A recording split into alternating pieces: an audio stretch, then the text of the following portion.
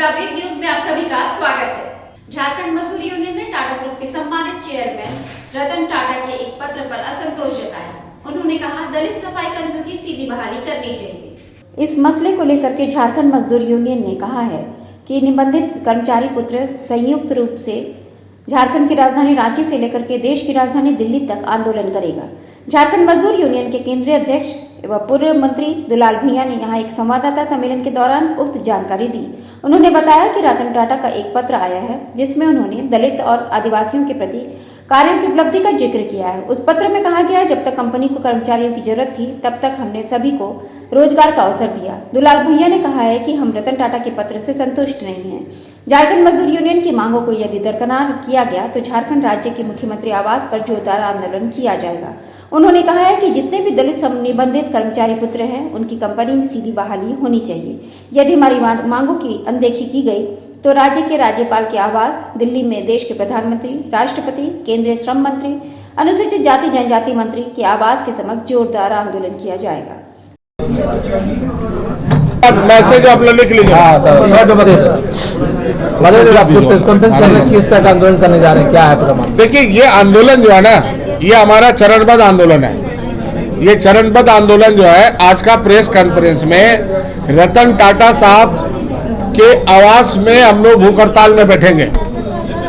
हेमंत सोरेन जी के भी आवास में सब मजदूर लोग भूख हड़ताल में बैठेंगे और राजभवन में भी हम लोग भूख हड़ताल में बैठे। इसका सूची बन रहा भाई, इसको पूरा बहुत जल्दी हम लोग सूची आपको दे देंगे।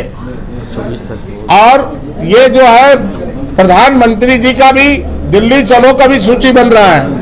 राष्ट्रपति जो है हमारे दलित हैं, हम उनसे भी मिलेंगे, उनके भी आवास में हम लोग पूरे चलो दिल्ली चलो में। और जो 24 तारीख को परीक्षा का घोषणा कर दिया है टाटा कंपनी 24 अक्टूबर को, जो ये हमारे रजिस्ट्रेशन का जमशेदपुर के बुलवर्ड होटल में झारखंड मजदूर यूनियन एवं टाटा स्टील दलित निबंधित कर्मचारी पुत्र की ओर से एक प्रेस वार्ता हमारे झारखंड मजदूर यूनियन के केंद्रीय अध्यक्ष साहब इस राज्य के पूर्व मंत्री के नेतृत्व में प्रेस वार्ता आयोजित की गई। और मैं टाटा स्टील दलित निबंधित कर्मचारी पुत्र के अध्यक्ष होने के नाते मेरा कहना है कि हम लोगों ने पिछले वर्षों से लगातार सभा, बैठक, आंदोलन कर चुके हैं और यहाँ तक कि टाटा कंपनी का गेट का भी घेराव कर चुके हैं। तो हमारा कहना है कि जब से टाटा कंपनी की स्थापना हुई है 1907 से, तब से हमारे लोग एक हेल्थ डिपार्टमेंट में काम करते हुए आ रहे हैं। और कितने इन शहरों को साफ सफाई करने में, कंपनी के अंदर, कंपनी के बाहर में कितने लोगों की जानें गई हैं। इस गंदी से गंदी काम करने में उस जमाने में लोग जब डरते थे, घृणा के दृष्टिकोण से देखते, तो हमारे ही लोग इसमें काम करते थे। आज इसमें टाटा कंपनी ने एक षड्यंत्र के अंतर्गत रजिस्ट्रेशन में पढ़ा लिखा व्यक्ति खोज रहा। झारखंड के न्यायालय को लेकर के पुलिस हाई अलर्ट पर। सुरक्षा को लेकर के पुलिस खासा इंतजाम कर रही है। दिल्ली की रोहिणी कोर्ट में कल हुए खूनी वारदात के बाद पूरे झारखंड के न्यायालयों को लेकर राज्य पुलिस अलर्ट मोड पर है। इधर जमशेदपुर में भी सिविल कोर्ट और अनुमंडल कोर्ट की सुरक्षा बढ़ा दी गई है। जानकारी देते हुए Jamshedpur SSP doctor M Tamil Vanan ने बताया कि धनबाद की घटना के बाद से ही जमशेदपुर सिविल कोर्ट की सुरक्षा बढ़ाने पर विचार किया गया है। इसके अलावा जजों और उनके परिवारों की भी सुरक्षा बढ़ाई गई है। वहीं उन्होंने बताया कि कोर्ट में आने जाने वाले लोगों की गहनता से जांच की जा रही है। इसके अलावा उच्च गुणवत्ता युक्त सीसीटीवी कैमरे भी लगाने का प्रस्ताव भेजा गया है। उन्होंने हर हाल में जमशेदपुर के न्यायाधीशों की सुरक्षा मुहैया कराने की बात कही है। हम लोग जो धनबाद के जो कांड हुआ था उसके बाद हम लोगों को पीडीजे सर से मिल के हम लोग इसमें पूरे जो जमशेदपुर सिविल कोर्ट और घाटशिला सिविल कोर्ट का हम लोग पूरे इसमें रिव्यू किए थे। और हम और जो कोर्ट के प्रभारी हैं, सुरक्षा प्रभारी डीएसपी सीसीआर, हम लोग पर्सनली वहाँ गए और जो भी हमारे पास सुरक्षा का कमी थी, जैसे आदमी का कमी है उसको हम लोग अभी बढ़ाए हैं। जो हथियारधारक कांस्टेबल का कमी है उसको हम लोग हथियार बढ़ाएं। उसके अलावा जो शिफ्ट है, शिफ्ट में भी हम लोग थोड़ा परिवर्तन किए हैं और गेट का जो मूवमेंट है उसको भी हम लोग चेंज किए हैं। और अभी पहले से हम लोग जो सिक्योरिटी को बढ़ाए हैं, बीफअप किए हैं और नफरी भी बढ़ाए हैं और कुछ हथियार भी हम लोग बढ़ाए हैं उसमें। इसके अलावा एक जो सरकार की तरफ से एक हम लोग से मांगा गया था हर कोर्ट का जो सीसीटीवी का कवरेज है उसमें भी हम लोग जो सीसीटीवी लगा हुआ है उसको हम लोग रिवाइज्ड किए हैं। पहले एएसपी थे यहाँ पर सिटी, उनके द्वारा, अभी डीएसपी सीसीआर के द्वारा रजिस्ट्रार साहब से मिल के हम लोग कहाँ कहाँ जो है जूम कैमरा लगाना है वो भी हम लोग तैयार करके प्रस्ताव भेजे हुए हैं।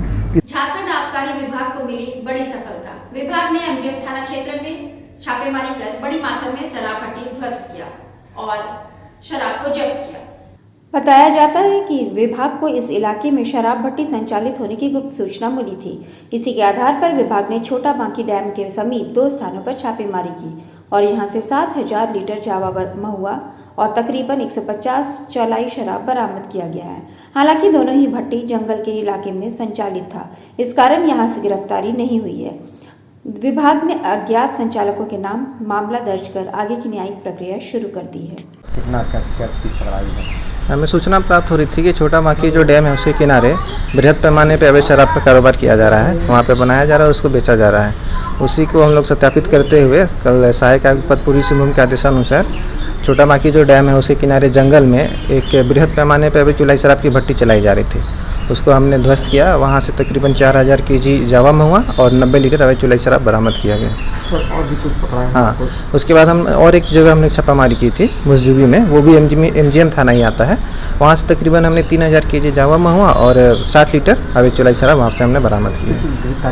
नहीं, क्योंकि भट्टी जो है वो जंगल में संचालित की जाती थी, जिस कारण से जो भट्टी संचालक है वो फरार होने में सफल हो गए हैं, लेकिन उनके खिलाफ हम न्यायालय में अभियोग दर्ज कर रहे हैं। जमशेदपुर में चोरों ने दुकानदारों और पुलिस की नींद उड़ा रखी है।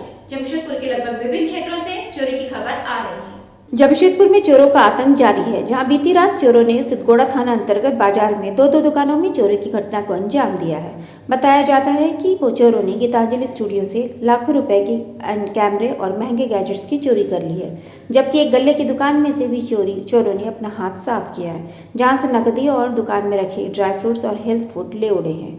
दोनों दुकानों के मालिकों ने आज बताया कि सुबह जब दुकान खोलने पहुंचे थे तो दुकान के शटर का ताला टूटा हुआ पाया।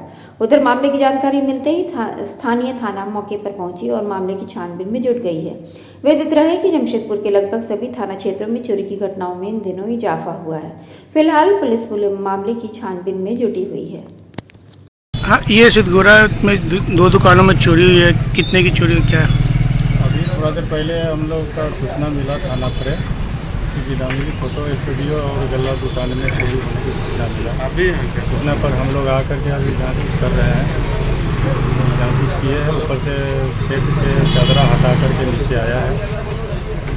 राशन दुकान से कुछ सामान जाने की बात कही गई है दुकानदार द्वारा, और गीतांजलि फोटो स्टूडियो से 2 हार्ड डिस्क और 1 डिजिटल कैमरा और 2 लाइट ले जाने की बात